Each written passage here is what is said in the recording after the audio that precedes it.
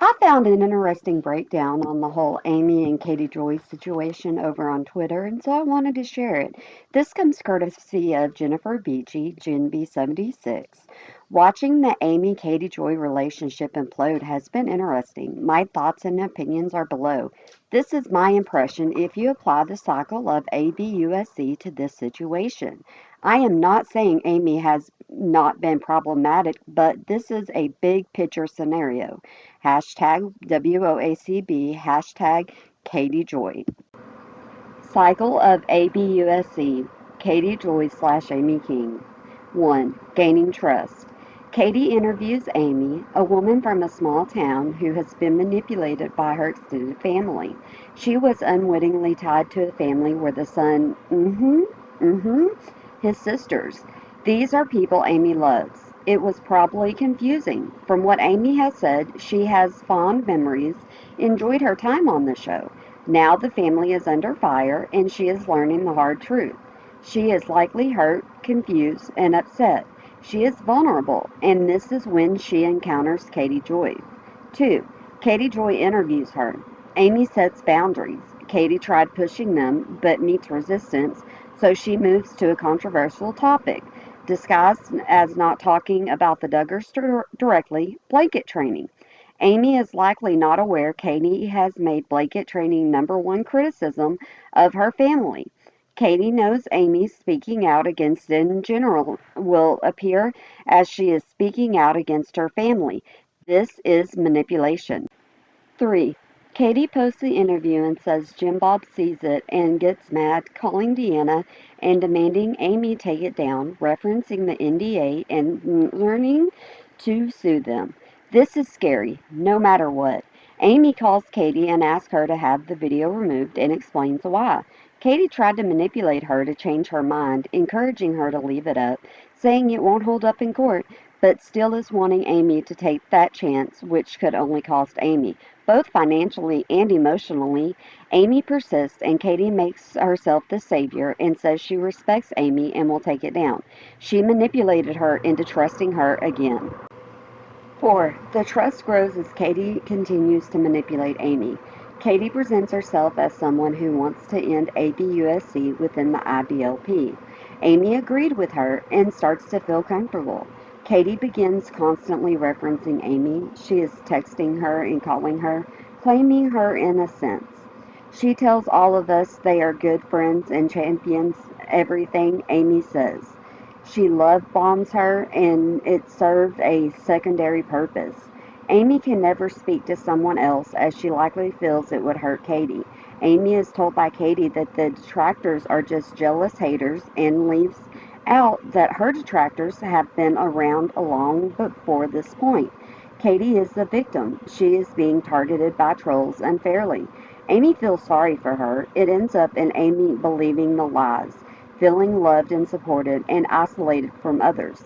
Love bombing, manipulations, lies, isolation, and Katie is in control. 5. Amy's husband gets upset at Katie twisting Amy's words and making something out of nothing. Katie says she just took what she saw in the media. It wasn't her words. However, the media they are talking about uses Katie as a source and frequently publishes Katie's narrative as a gossip. Not fact, but gossip. Katie successfully manipulates both of them into believing it's not her. Katie says, well, some of Amy's posts really are Dear Anna. Both Dylan and Amy say no, they are not, and they clearly state that none of their posts are directed at the Duggars. It's not that deep. Katie still pressured them into trying to speak on the Duggars, clearly and blatantly overstepping Amy's boundaries. Katie has no regard for now speaking about how speaking about them will affect Amy and doesn't care that she has boundaries. She demonstrates this over and over in video and posts. The disregard is because she doesn't care about Amy. This is a one-sided relationship, and that's its only purpose is to serve Katie. Manipulation, control, no regard for boundaries or personal feelings, and more lies. 6. Katie continues to take liberties with Amy's posts and adds very damaging narratives of her own to them. She continues to tell her audience that this is Amy's way around 10 NDA or the NDA. Again, no care for how that will impact Amy, so long as it helps Katie continue her attacks. After two posts that Katie makes her own, and these ones cause extreme backlash for Amy, Amy cuts ties. Katie says Amy is just confused, she lacks real world experience, and is not strong enough.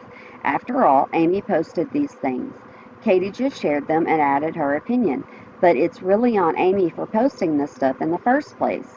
If she can't take the heat, then stay out of the kitchen, berating and gaslighting. 7. Katie then says if Amy won't go against child abusers and if she wants to help them hide, she should shut her mouth and stay out of it. Let the ones like Katie, the brave ones who aren't afraid to do their work, berating, verbal abuse, and gaslighting. 8. Amy does not respond except to say she is cutting negative people out. No names mentioned, no insults, just a statement. Katie responds by letting Amy know she has her text saved, and there is a lot Katie is holding back, but she is not vindictive. This is a latent threat. Stop, or I will try and destroy you. She caps it off with a reminder that she loves Amy and wants the best for her. That's gaslighting. 9. Amy finally breaks after a couple of weeks of Katie underhandedly attacking her. She is trying to attach both Amy and Deanna to Jim Bob. They were using his phone plan. Amy was close to Josh. They used their name to gain success, etc. Amy finally snaps and mentions her name and tells her to stop.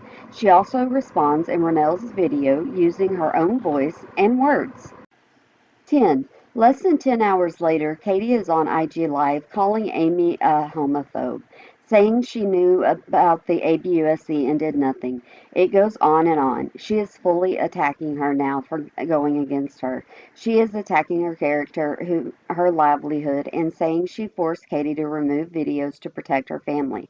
All of a sudden, pics of the Duggar family that appear in posts describing their ABUSIVE ways include Deanna.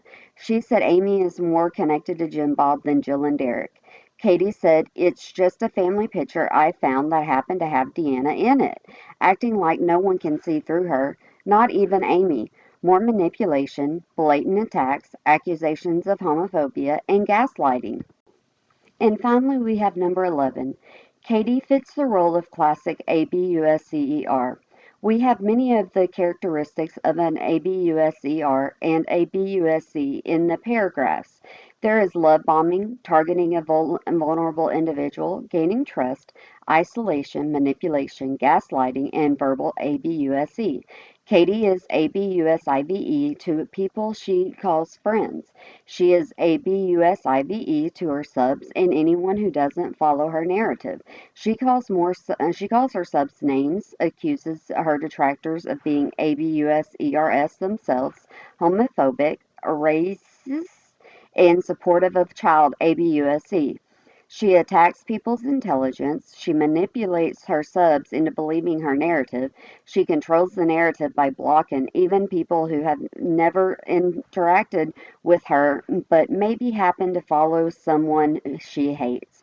This is ABUSE, period.